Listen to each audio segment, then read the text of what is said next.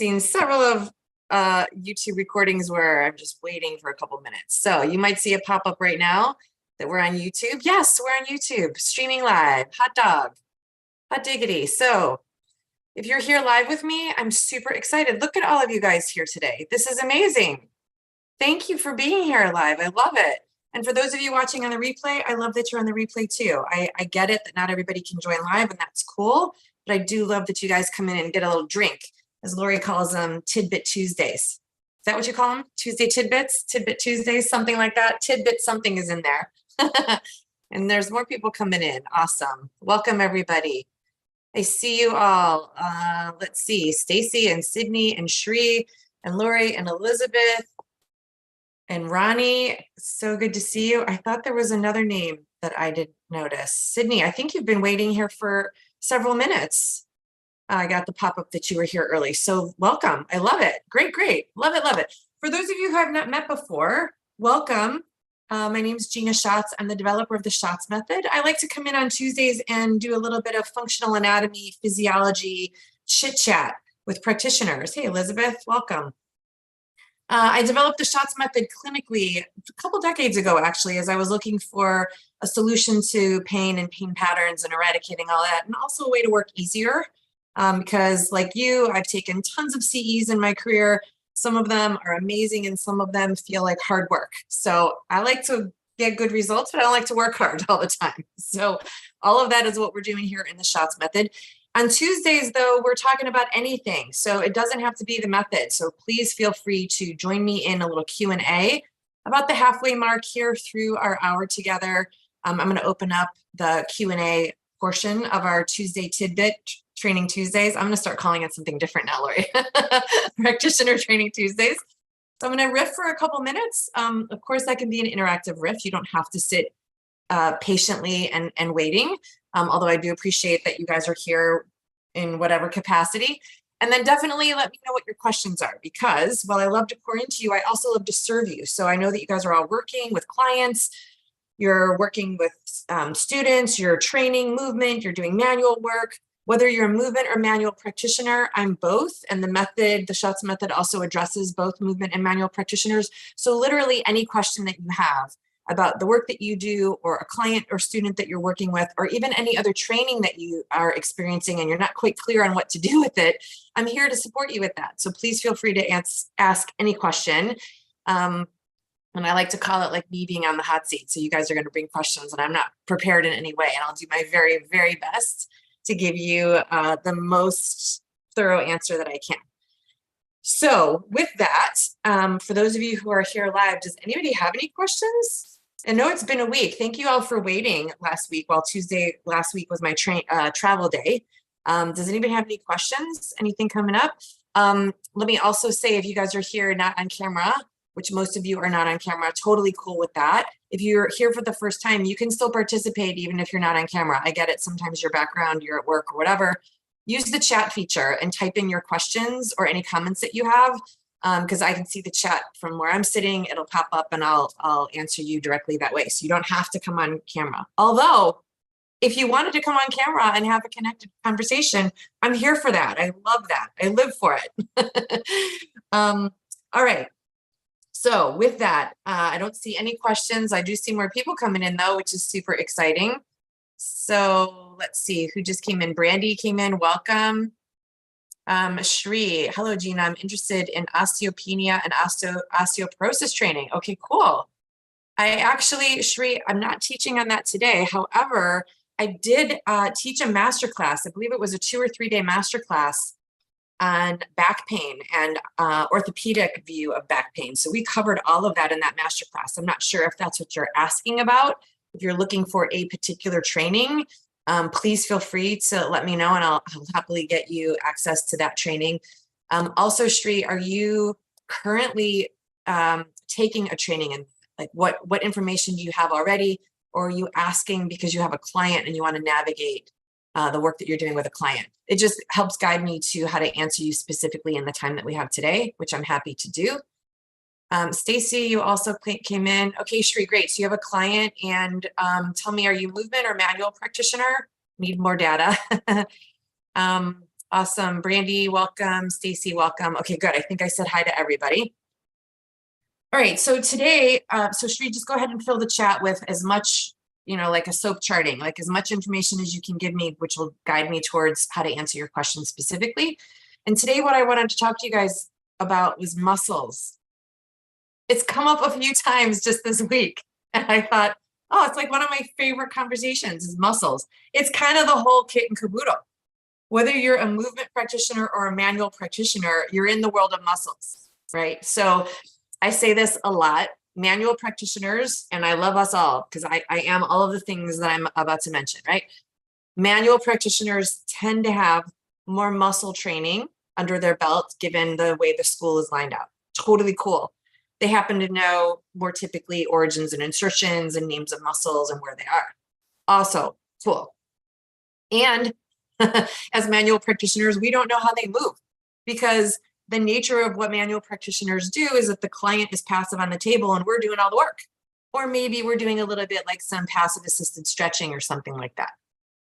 But there's a reason why this is important when it comes to the conversation I want to have with you guys today about muscles. And movement practitioners, yogis, Pilates, personal trainers, love you guys too. I am not a Pilates instructor. I'm a trained and worked as a yoga teacher, and I trained as a personal trainer, but did not work on the floor. So just for context here, I know what the trainings, most of them include.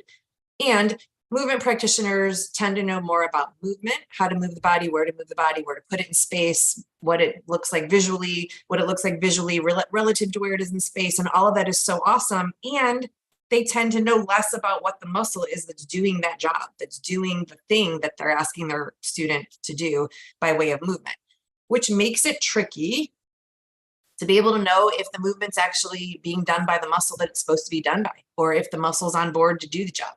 So in both movement and manual practices, we tend to have a gap around muscle knowledge that I have loved in the last few decades of me teaching anatomy. I've loved filling that gap, actually, because it seems so clear once we see where the gap is to fill the gap.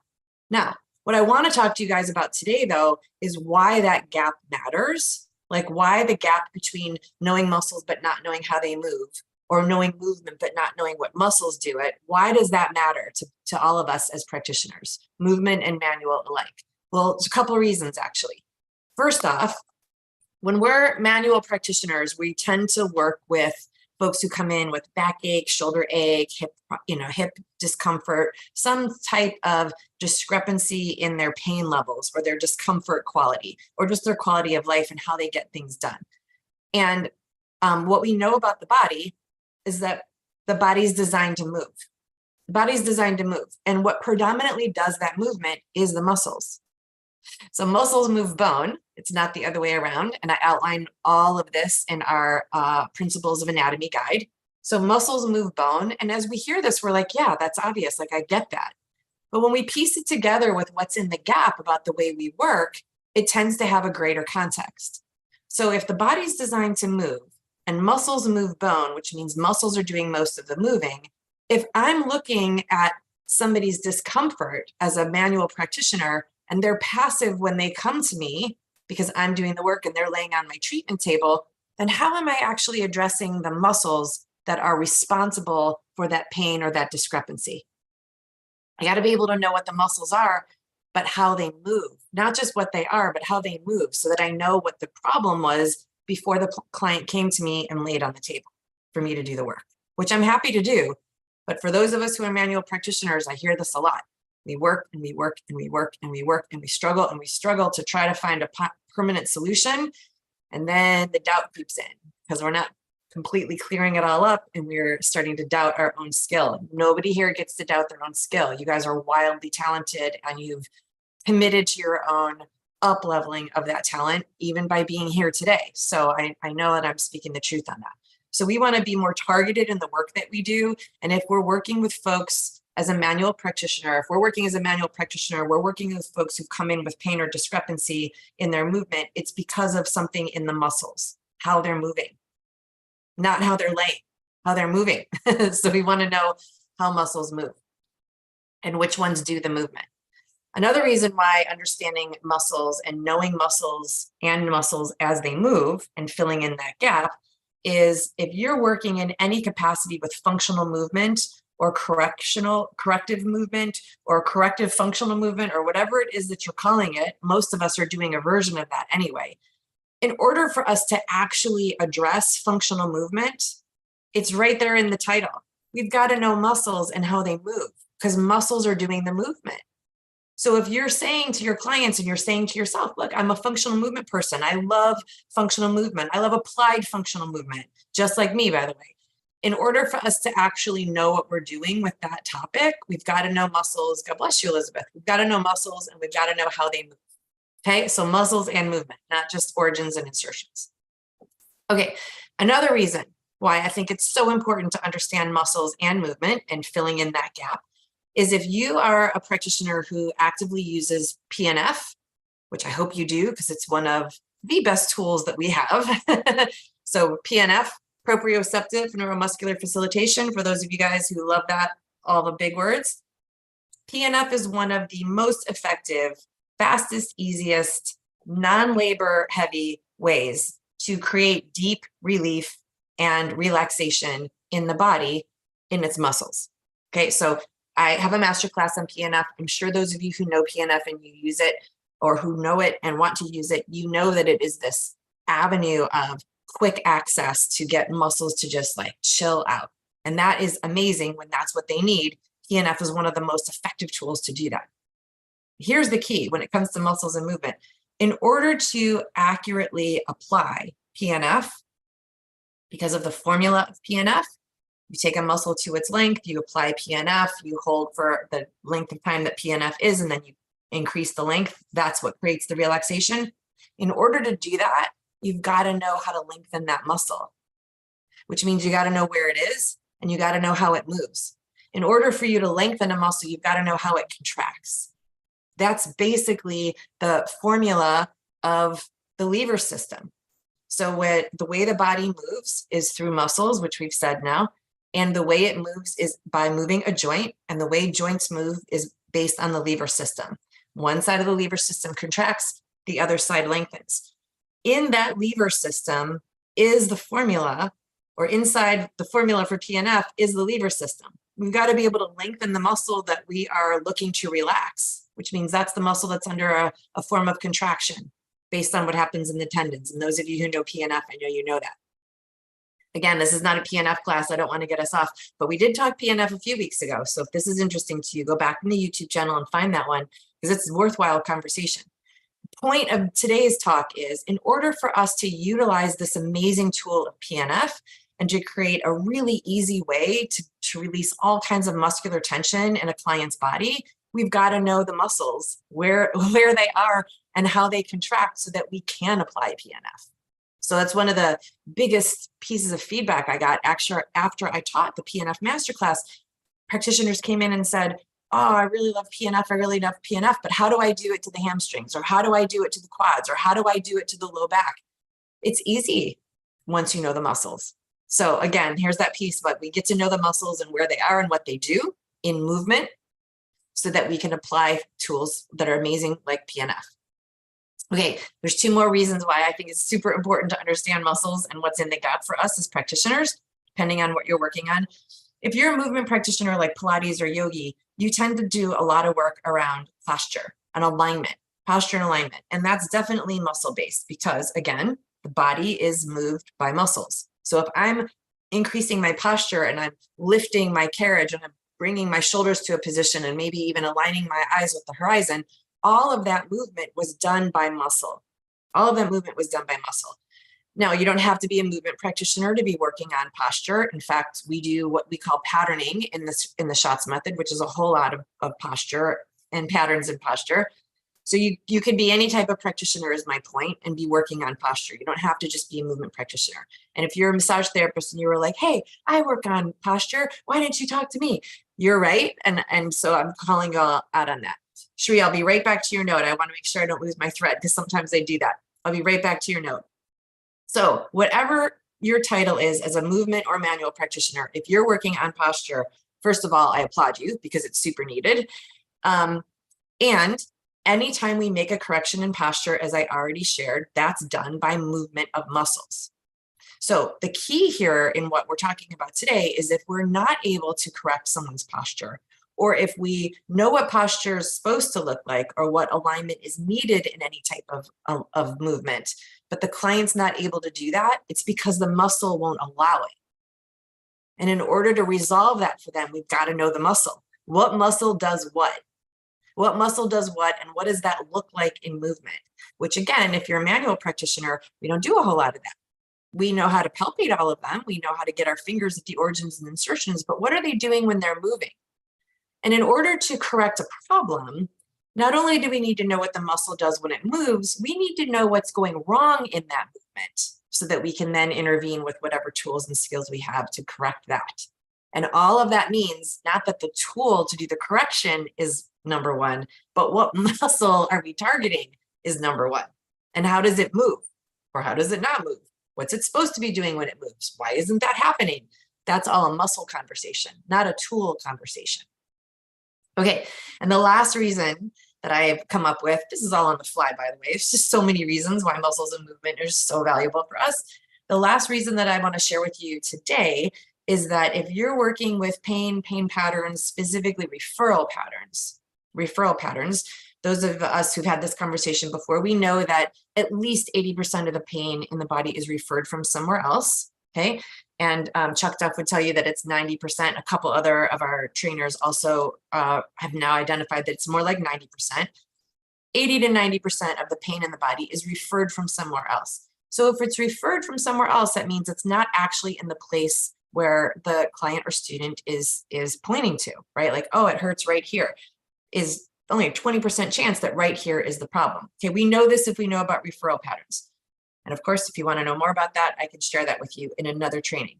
Today, though, the reason why referral patterns matters as it comes to muscles and movement is because we need to know how muscles work in tandem with each other in the reciprocal inhibition formula, which is like the lever system enhanced, right? So when we're talking about the synergist muscles that support the main agonist muscle, and if these terms don't mean anything to you yet, please do learn them. It's in muscles and movement. There's a main guy muscle that does the movement in the body, and there's a whole host of synergist helper bees that help that movement happen.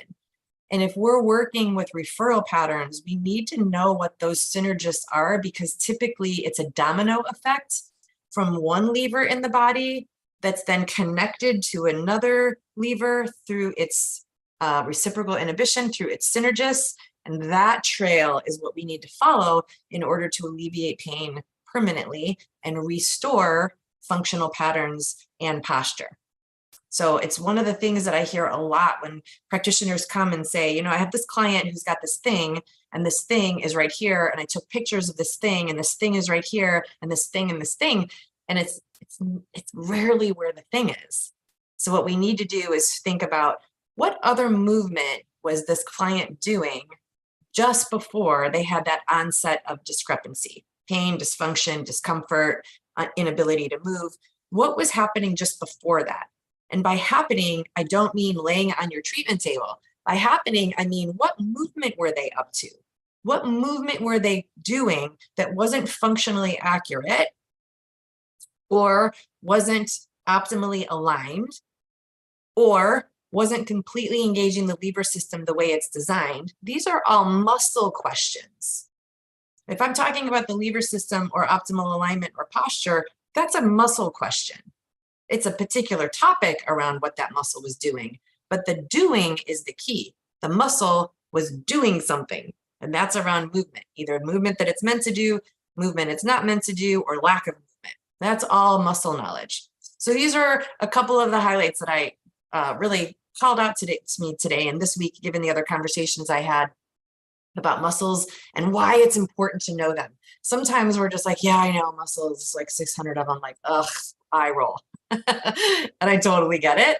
And if we're really up to important work, which I know so many of you are, and maybe I outlined one of them or more of them for you today, then that would be the inspiration to keep going with your muscle training, or to get into a muscle training that includes movement if you haven't known muscles before relative to movement. I didn't when I first started as a massage therapist. I knew the muscles and I knew where they were and we had to touch them exactly. But when it really came to what was moving and not moving, I had to dig deeper. I had to look at the movement of that muscle, which I wasn't taught initially in that training. So anyway, that's what I wanted to share with you guys around muscles and movement specifically, and why it matters whether we're a movement or a manual practitioner. And now I'm going to go back to the love letters and read them. Okay, Shri. I don't know what a Luddite is, but that sounds hilarious. I'm a Luddite with a computer. I understand this session is about muscles. Yes, all about posture and movement. I'm a personal trainer for many years. Super cool. And a yoga instructor. Awesome. I'm sure those two things work well together. At YWCA Greenwich, and I work with women ages 60 to 80. Holy smoke, Shri. So no wonder. Okay. Oh my gosh. All right. So I have so much to share with you, and I haven't even read the rest of your love letter yet. First off, congratulations, and thank you for serving that population. One of the things that we know is that the longer we're on the planet, and it's not an age thing, but the longer we're on the planet, the less intrinsic strength we have, because intrinsic muscles have one agonist, what's the word I use all the time now? I'm losing my words. Anyway, they have one challenge, and that's gravity. So the number of minutes that we're on the planet fighting gravity to be perpendicular to the earth, the same amount of minutes gravity is pulling on us and pulling us to the ground. So as we start noticing rounded posture, forward head posture, we're starting to sink down towards the ground. That all is indicative of less intrinsic strength. Super important. And we need to move. The body is designed to move. And as we move through our life, and it doesn't have to be an age thing. Again, remember, this is not an age conversation. I move less than I used to. I sit at a computer. Everybody moves less, I feel, except for a couple people I know. Most people move less than they used to, and the body is designed to move. So we'll create functional patterns and discrepancies from not moving, like I talked about. So I love that you're working as a movement practitioner with that particular demographic, and it's no wonder that osteopenia and osteoporosis came up for you in that demographic. And I have an answer for you. Let me just read the rest of it. Would like to discuss phone neck in young adults. Oh, and then we're at the other end of the spectrum. Okay. Okay, cool. So here's the jam.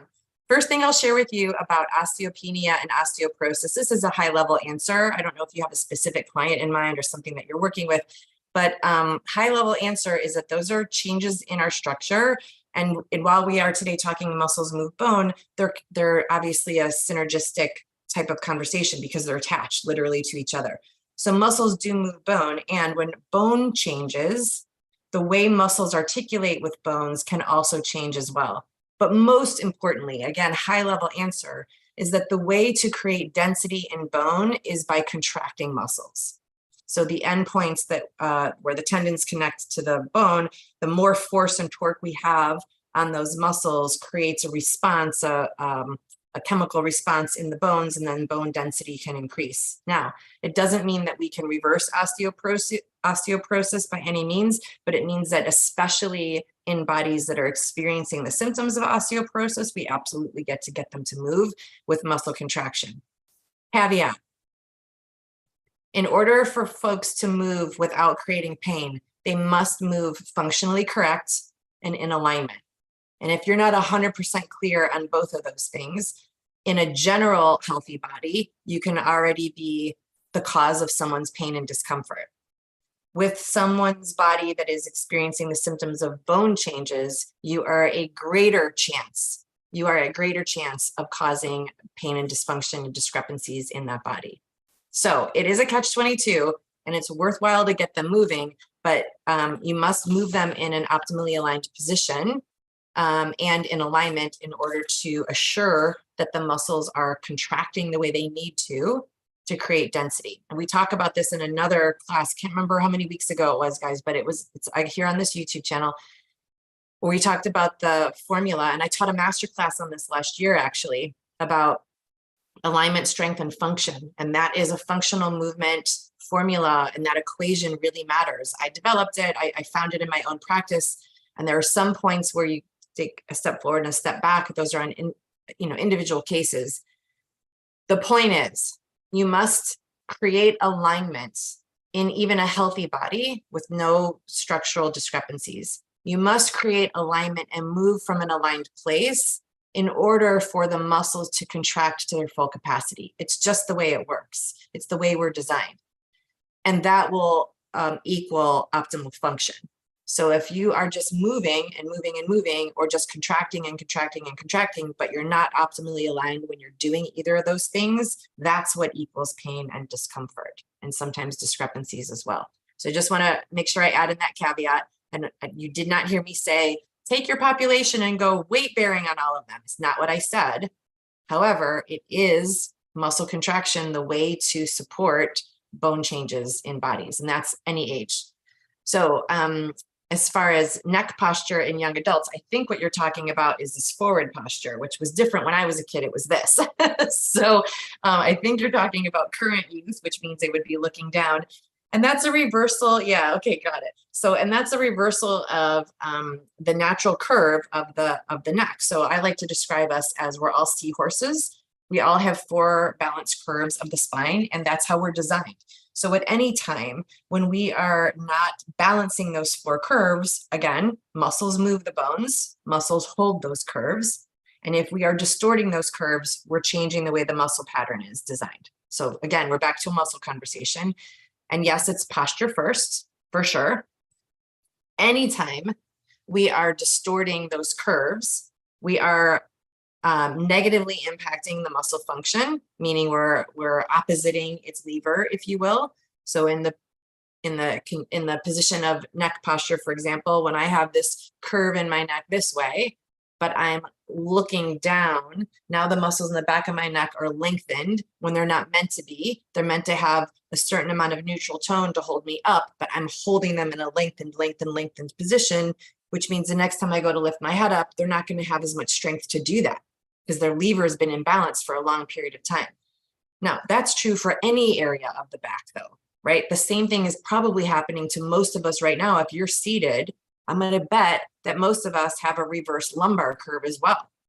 If you're leaning back in the chair that you're sitting on, you have a reverse lumbar curve because that's not the direction it goes. That would be like me leaning back with my neck. I would be reversing the curve. It's the same.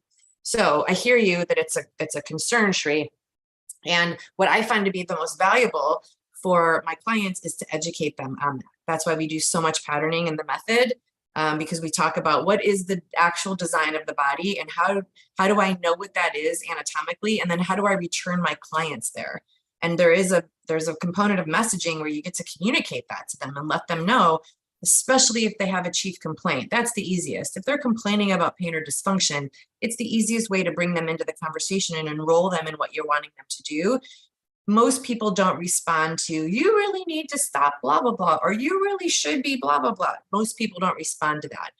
So if it's tied to a chief complaint that they have, that's the easiest way to enroll them. And if they don't have a chief complaint and you're just looking at it knowing like, wow, that's a problem brewing waiting to happen, we talk about that as a preventive type of pain. In the method, we talk about pain a lot. We have a masterclass on that too. You don't have to be in the method to learn that. I taught that again, I think that was last year, maybe it was 2 years now, we had the pain masterclasses. But the point is that preventive pain is the hardest one to enroll folks into, because they don't see that there's a need yet. That you're right. They don't tie it to anything that they want. They don't tie it to anything that they're experiencing that they don't want.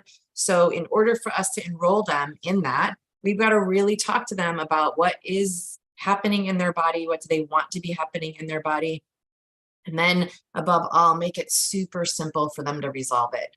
Super simple. So the resolution is, it's the same for everybody. Bring the spine back to the way it's designed, 4 balanced curves. And that's what we talked about a couple moments ago about muscles.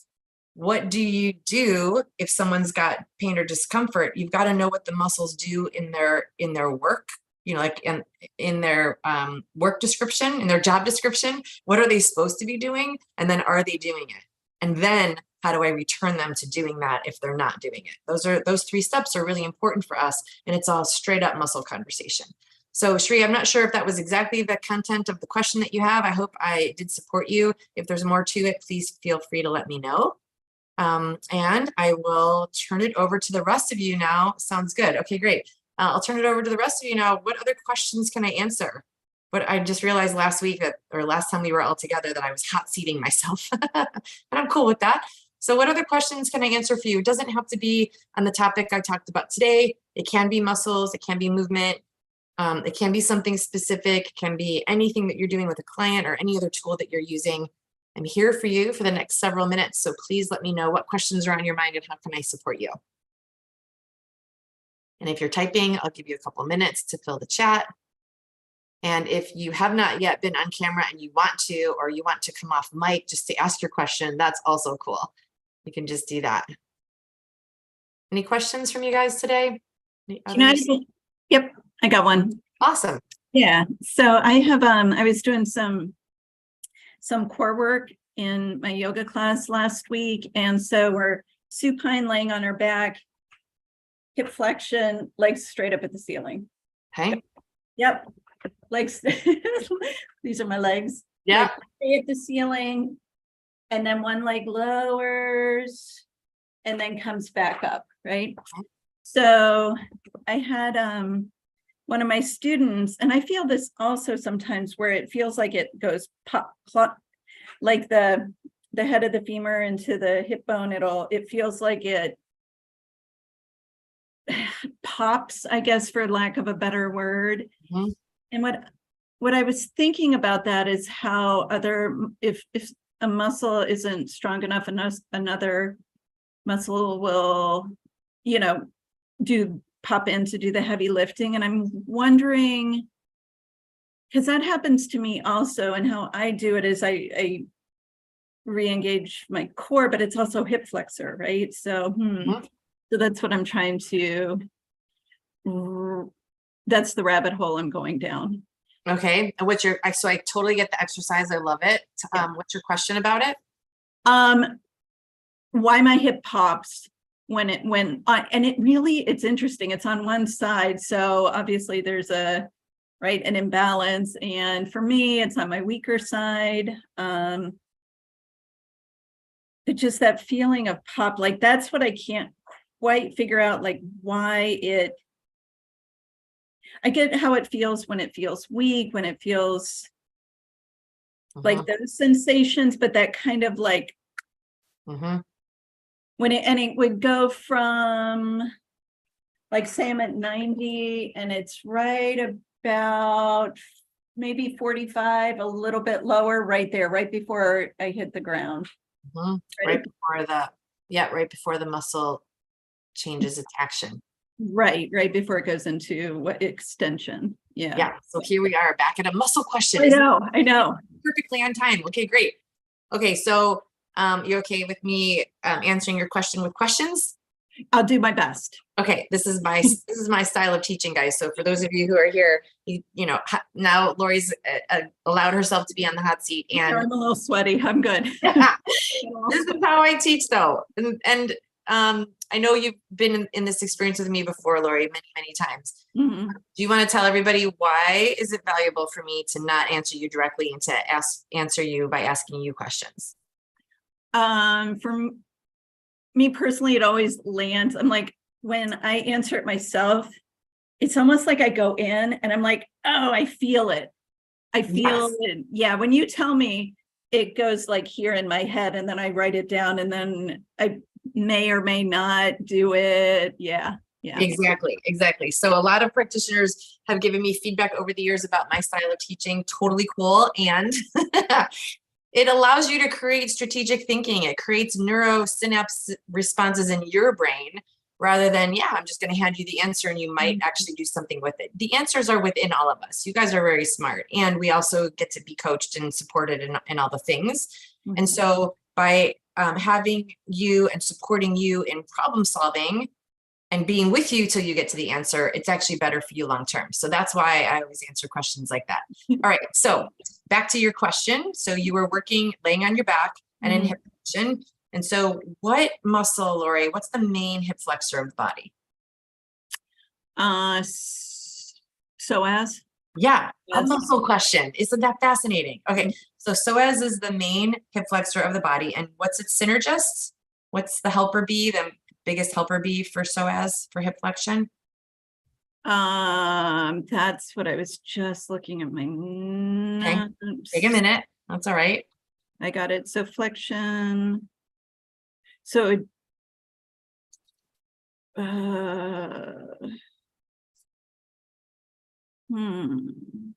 so it's not the opposite. So psoas is hip flexion. So the synergist is that the one that kicks in after, like if the psoas isn't strong enough, or synergist, remind me of, is that the opposite, like extension? Yeah, great question. So when we're talking about synergists and opposites, this conversation is reciprocal inhibition. So for those of you who don't yet know about reciprocal inhibition, it's okay, and you get to know it because it helps everything when it comes to movement. So we know that the body's built on a lever system. This is a joint action, and the opposite is the opposite of that joint action. That's lever. And in that lever, yeah, there's helper bees along the way, right? And there's stabilizers and things. And that bigger conversation is the reciprocal inhibition conversation. Oh, got it. Okay, so the helper bees. Yeah, the helper bee, the synergist or the helper bees. So do you happen to remember the synergist of the psoas and hip flexion? No, but I'm going through, like, what would...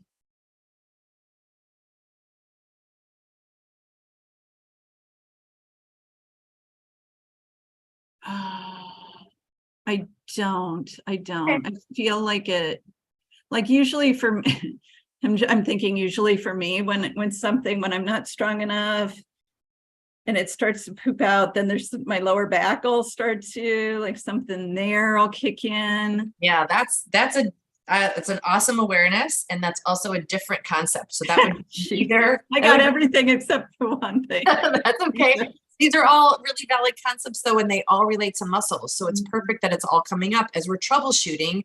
This is exactly what I was talking about today. When we're learning muscles and we're learning muscles and movement, it helps us put these pieces together because they're all part of the solution, right? So what you're describing just a moment ago, when we're meant to be doing one thing, but something else kicks in, that's either compensation or recruitment. It depends on exactly what's happening. So let's just go with the action of the psoas when it's doing right by you. The main action of the psoas is hip flexion. It is the deepest, strongest hip flexor in the body. And its synergist is rectus femoris, which attaches in the front of the pelvis all the way down to the knee. It's one of the quadricep muscles. But only one of them attaches that high. Okay. Got it. Okay. So those two muscles are doing hip flexion, which is why when you're moving your leg, I wanted you to know what the synergist is, because we're looking at what's the problem and what muscles up to that problem. Okay. All right. So you're laying on your back and your legs are at 90 degrees, so perpendicular to the earth, and you're extending your hips and you're lengthening then the psoas, which is in a contracted state when you're in hip flexion, when your legs are up to the sky, right? Right. Okay, cool. And so the question for you first that comes to mind is, just like we said in our formula, alignment, then strength, meaning muscle action, then function. When you're laying on your back, what are the four curves of your spine doing? Well, there should be four curves of the spine. Are they though when you're doing it? No, not necessarily. Okay. The lower back is usually does not have the curve. Okay, cool. So what's the intrinsic action of psoas? So we know that its phasic action is hip flexion. What's its intrinsic action? It's not a... So I've got I know primary actions, but it's intrinsic action. Yeah, intrinsic actions are harder. Most of us don't know them. And that's one of the reasons why in our muscles and movement course, I talk about it, because we just really don't talk a whole lot about intrinsic muscles. I didn't learn it in school. I had to go find it afterward. It's a common place where there's like this big gap of muscle knowledge for all of us, manual and movement practitioners. So I'll tell you. You want me to tell you, or do you still want to search? What was the question again? What's the intrinsic action of the psoas? We know that its phasic action is hip flexion. Phasic action is movement that we see. Yeah.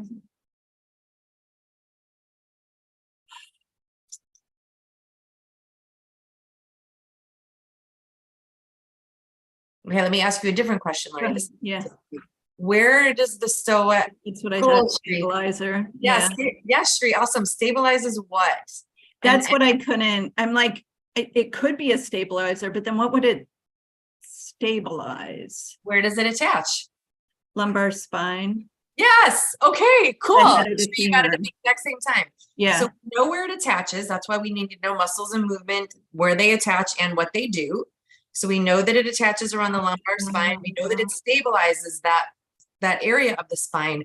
And just as we talked about with Shri's question about the neck, stabilizing means holding the spine in its designed position, which is 4 curves of the spine.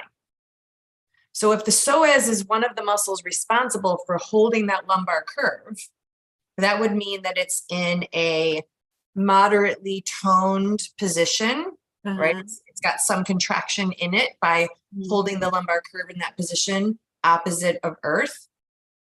So when you're laying on your back, Lori, and you're not holding that lumbar curve, what's happening to the psoas? What's the opposite of it being toned? Passive. Yeah, it's on the slack. It's called on the slack in that position. On the slack. Yeah, because it's not like stretching, but it's not doing its job of holding the lumbar curve in place. So now what we've done is we've given the psoas 2 opposing activities in that position. Right. Yeah, I see that. Okay, great. So that's step 1, alignment, then muscle action, then function, alignment, strength, then function. Okay. And now we talked about the synergist. What would be the helper bee of that activity? What would be the helper bee? We talked about it already. Is that the rectus femoris that you said? Okay. Yeah, exactly. So rectus femoris, and where does, and both of those muscles, well, let me ask you this, because we talked about this in the muscle challenge, actually. How do we know what joint a muscle moves? How do we know what joint a muscle moves? Based on what? If it crosses the joint, if the muscle crosses a joint. Bingo. Yeah. So if we know that both of those muscles do hip flexion, then we know that both of those muscles cross the hip joint, the acetabulum and the femur. Okay. And that's where you're hearing the clunking. Yes. Okay. So if we know that the main guy can't do the job, the alignment that you're in, what's the synergist doing probably to make that happen? It's contracting and trying to make it happen. It's doing all the work. But it's not its job necessarily. Exactly. Or it's not the prime job. Okay, got it. Okay. Exactly. And that's how we end up creating or experiencing pain and dysfunction. We're not aligning the body and then having the main guy do the job and allowing the synergist to just support. When we give them the lead role and they're like, I didn't rehearse the lead role. I don't know what you're asking me to do. I don't know the lines of the song. I'm the backup singer. Got it. So it goes back to, as it usually does, the curves of the spine. Alignment. Alignment. To create strength in a muscle. Right. And that equals seamless function. Got it. So what your body told you was, hey, this function doesn't work. But actually, you already knew that the alignment wasn't optimal, which is why step 3 played out the way it did.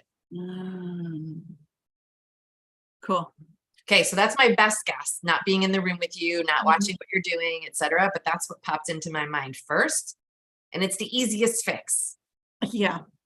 So my invitation for you is to make that correction and then come back and let us know if it resolved. Yeah, I'm super curious. Me too. Yeah, cool. All right, I'll find out. Okay, awesome. Any other questions, Laura? I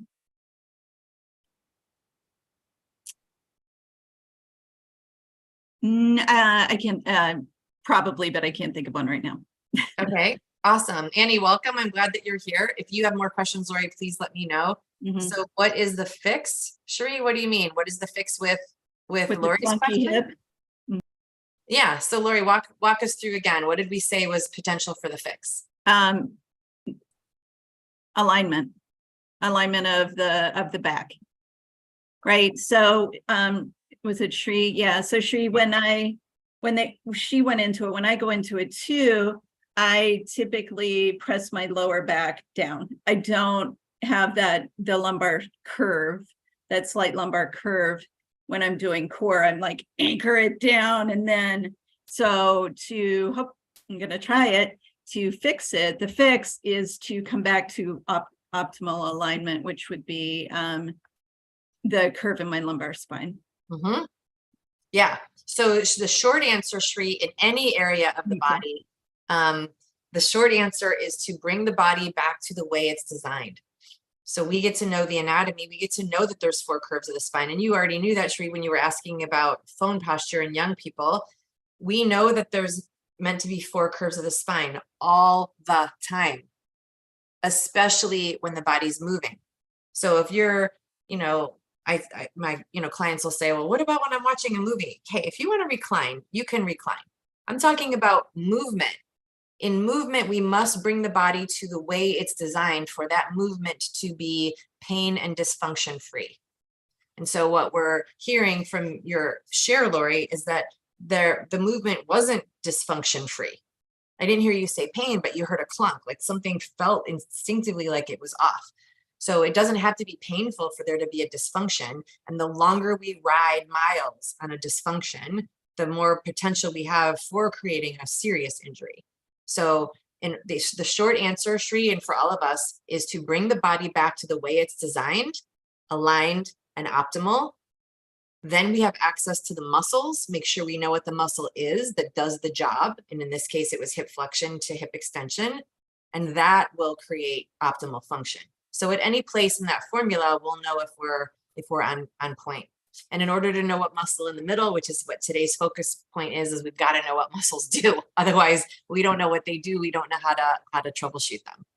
So awesome question. I love how that wove right into our muscle question for today, Lori, and all the other principles that are so important. One of the things that I just want to mention right here, one of the things that is the trickiest, I believe, in learning the body, but also teaching the body, is that it is inherently yoked 100%. One thing is connected to another is connected to another. You know, that song when we were little, the hip bone connected to the knee bone, is a real thing. So when we're talking about problem solution, when it comes to the body, sometimes it requires that while we're looking at the problem and the solution in a bullseye, that we go a little wider and get a little more data so that we can come back in to solve the problem. And I fear is kind of a strong word, but I feel like that looking wider is where practitioners can start to spin a little bit. And it's normal, by the way, until you know all those, what's in the periphery. When you know alignment, you know function, when you know formulas, and you know muscles, then you can start piecing together the places in those formulas. And it feels like you're connecting the dots in a treasure map. And before that happens, before you know all of those parts, I feel like practitioners take themselves out of the game too soon, because it just feels like it's just this big, endless, I don't know, like where did we even go in this conversation and what the hell's the answer? And so I get it, Shri, when you're like, so what is the answer? I get it. And it's one of the reasons why I'm here every Tuesday to fill in those gaps and allow those dots to be connected in a way that feels fun after a while. And it takes a minute. It does take a minute. So my invitation for all of us is to be patient and curious at the same time. Remain patient and hungrily curious, because that will allow us to be open to new information. And then we can piece it all together instead of frustrated or concerned that you don't know it. That's not really true. It just takes a minute to gather it all. Okay.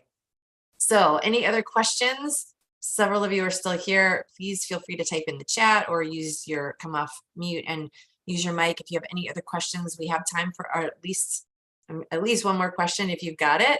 And I would love to answer it for you. If not, and you guys are complete for today, I totally appreciate that too. I want to let you know that I love coming here on Tuesdays. So thank you for showing up the way you do. And for those of you who are watching on the replay and who have watched on the replay in the past and sent me love letters afterward or commented below the video, totally appreciate that as well. It helps me know what you're up to and how I can serve you. My intention on Tuesdays is to serve you, so I don't need to hear myself speak. What I really want and desire the most is to fill gaps for you. So that's why I say, hey, conversation came up and this is the topic for today. If there's something that comes up for you that you'd like me to cover in more detail, please let me know that, because I'd love to share with you exactly what it is that you're looking for. Okay, awesome. You guys are connecting. That's beautiful. Yay, awesome, Shri. Yeah, I definitely encourage you to stay the course. You guys are all doing amazing work. And I mean that sincerely. The reason I know that, even if I've not met you personally, is because you're here. Because you're here taking time. And I know that as a practitioner, time is money. And this is the middle of the day for a lot of you in most time zones. So I appreciate you being here and continuing to fill your cup, because that means that you're invested in what you're doing. You're not doing rote mechanics. So I can say that with confidence, that I know that you guys are doing amazing work. And I want to let you know that how much I appreciate that. And that I know that your clients are very lucky to have you. So there's more of them than there are those of us to serve. We get to keep filling our cup and being excellent at what we do so that we can serve all the folks that deserve us. And if you know of another practitioner who's not yet been here on Training Tuesday that you think this conversation would support, please invite them to come or just share the video with them. That would also be super awesome. Again, we're here every Tuesday throughout the year at noon Eastern. And the replays are always available on the YouTube channel forever. So with that, if there's not any last minute. No, I have one more quick question. Okay, great. I found it. Okay. I found it real quick. Okay. It'll be a quick one. So so when we were talking about the psoas and how it could be a stabilizer, like it's secondary is the stabilizer, is that true for the origin of every muscle? No. No. So no. I'm trying to find a truism. That's okay. Actually, and this is a valid point. Maybe we'll come back and have this conversation again. Lori, we've talked about it, but it's been a while. I don't think it's been since 22 that we talked about the classification of muscles is twofold. There's phasic and intrinsic. Right, right. We talk about this a lot. We talk about it in Inspired Beyond Anatomy and Level 2 and Applied Functional Anatomy. It's like in all the courses that are in our academy, because it's this really important topic. So the question that I asked you about the psoas is, what's its main action? And that's hip flexion. Anytime there's a joint action involved, that's a phasic action. So it's classification number 1. But a lot of muscles in the body, there's more than 400 of them actually, do intrinsic work, meaning they oppose gravity. They are responsible, intrinsic muscles are responsible for posture and balance. That's it. They don't lift up groceries and walk us up a flight of stairs. That's not their job. So some muscles have dual roles. They do phasic and intrinsic work, but not all of them. Psoas happens to be one of them. Is a big deal. The psoas is a big deal. Not always the way I've heard it shared in other places, but as far as function and movement and posture goes, big freaking deal. So the psoas is one of the muscles that is responsible for holding that lumbar curve in a curved position, which is posture. That's its intrinsic action. Nothing's moving, but it's intrinsically holding. So you guys said stabilizing the lumbar curve, same idea. Yeah. Curious about that word stabilizer. And it's funny because when I saw it come up, and I agreed really quickly, when I'm teaching reciprocal inhibition, there's a main guy, there's a helper guy, there's an opposite guy. There's also stabilizers in that equation.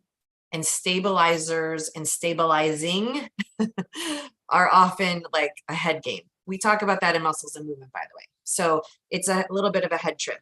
The point for this conversation that we talked about today is when we're talking about the curves of the spine, they are in a static position. They're not moving.